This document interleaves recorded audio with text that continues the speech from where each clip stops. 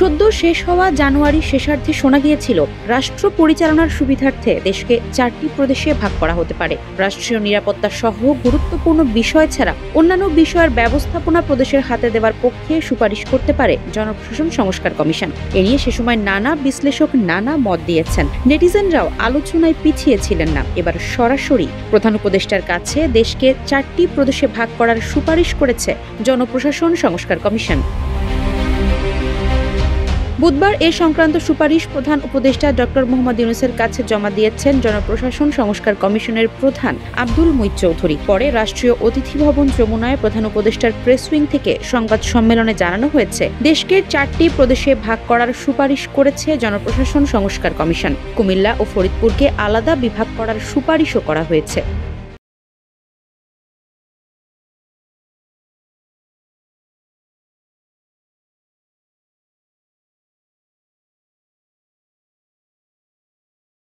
রাজধানী ঢাকা মহানগরীর জনসংখ্যা ও পরিষেবার ব্যক্তির কথা বিবেচনায় রেখে নয়াদিল্লির মতো ফেডারেল সরকার নিয়ন্ত্রিত ক্যাপিটাল সিটি গভর্নমেন্ট বা রাজধানী মহানগর সরকার গঠনের সুপারিশ করা হলো।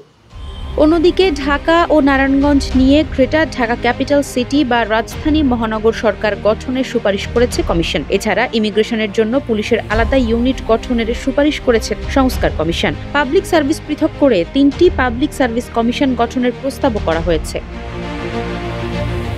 এদিন বিচার বিভাগীয় সংস্কার কমিশনের প্রধান বিচারপতি শাহ আবু নাঈম মুমিনুর রহমানও প্রধান উপদেষ্টার কাছে সুপারিশ জমা দিয়েছেন। বিচার বিভাগকে স্বাধীন করার জন্য বিসিএস পরীক্ষার মতো অ্যাটর্নি সার্ভিস নিয়োগের সুপারিশ করেছে কমিশন। এর আগে জানুয়ারির মাঝামাঝি সময়ে প্রধান উপদেষ্টা অধ্যাপক মোহাম্মদ ইউনূসের কাছে তাদের প্রতিবেদন জমা দিয়েছিল সংবিধান, নির্বাচন, পুলিশ ও দুর্নীতি দমন কমিশন সংক্রান্ত সংস্কার কমিশন। পূর্ণাঙ্গ প্রতিবেদন জমা না দিলেও ওই অনুষ্ঠানে জনপ্রশাসন সংস্কার কমিশনের প্রধান ও সদস্যরা উপস্থিত ছিলেন। সে সময় তারা তাদের সম্ভাব্য কিছু সুপারিশের কথাও তুলে ধরেছিলেন। এর মধ্যে 4টি প্রদেশ করার বিষয়টিও ছিল। বাংলাদেশে একাধিক প্রদেশ করার আলোচনা নতুন নয়। অন্তর্বর্তী সরকারের 1 মাস পূর্তি উপলক্ষে উপদেষ্টা এম সাখাওয়াত হোসেন রাষ্ট্র মেরামতের এখনই সময়ে শীর্ষক লেখায় 5টি প্রদেশ করার প্রস্তাব করেছিলেন। এ লেখায় 5 প্রদেশের কাজ কি হবে সে ধারণাও দিয়েছিলেন তিনি। বিকেন্দ্রীকরণের ওপর জোর দিয়ে তিনি ওই লেখায় বলেছিলেন, বাংলাদেশ জনসংখ্যার দিক থেকে বিশ্বের 8ম বৃহত্তম দেশ। জনসংখ্যা প্রায় 17.5 কোটি।